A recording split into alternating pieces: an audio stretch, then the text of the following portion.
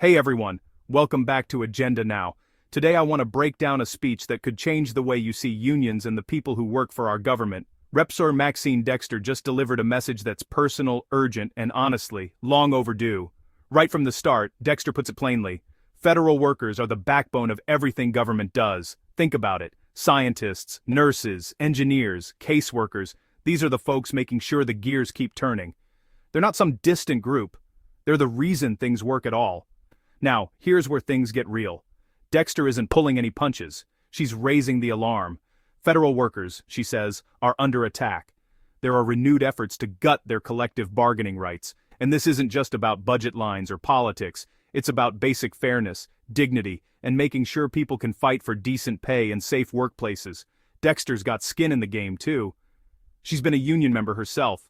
She gets what it means to stand together, to know someone's got your back. That's why she's fighting for the Protect America's Workforce Act. This bill? It's designed to stop those attacks, to shield workers, and to make sure their voices actually matter. But here's the part that really hits home. Dexter wants us to remember these workers aren't just faceless names, they're our neighbors, our friends, our family members. She points to FEMA teams stepping up during wildfires, VA staff caring for our veterans, and Social Security workers helping seniors every day. She doesn't just talk big, she shares real stories from home in Oregon. Stories about workers who've been illegally fired or threatened, including a disabled combat veteran who lost his job at the USDA.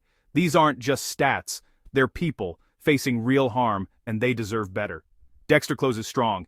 She calls on Congress, every single member, left and right, to step up and protect the people who serve us all. Federal workers took an oath to serve this country. The least we can do is guarantee them rights, stability, and respect. So, that's the bottom line. Rep. Dexter's speech isn't just about policy, it's about people, and about fighting for what's right. If you found this breakdown helpful, hit like, drop a comment, and don't forget to subscribe for more political deep dives just like this. Thanks for tuning in. I'll catch you next time. For 3 minutes.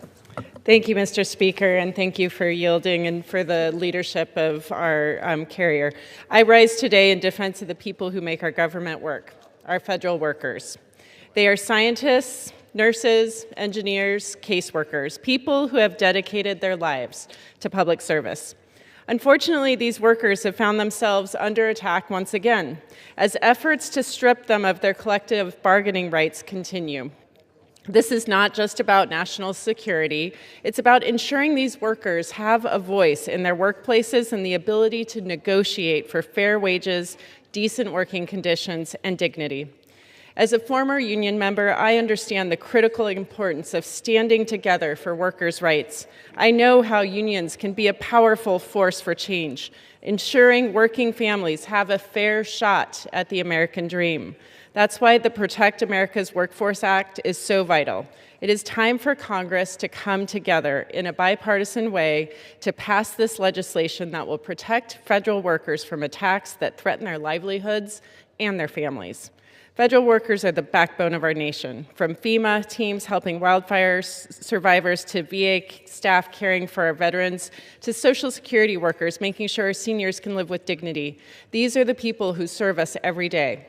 They are not faceless government employees. They are our neighbors, our friends, our families. These attacks on their rights are not abstract. They are real, and they are personal. Over the past few months, I've heard from many federal workers in Oregon who have faced illegal firings, threats, and mistreatment. They have shared how these actions are creating fear and instability in their lives and communities. One federal worker, a disabled combat veteran who served in Iraq and Afghanistan, was recently fired from his job at the USDA. He summed it up perfectly when he said, quote, "This is not the America I swore an oath to protect." That is the sentiment I know many of us in this chamber share. Federal workers like that veteran swore an oath to protect this country. Their dedication and service have been unwavering.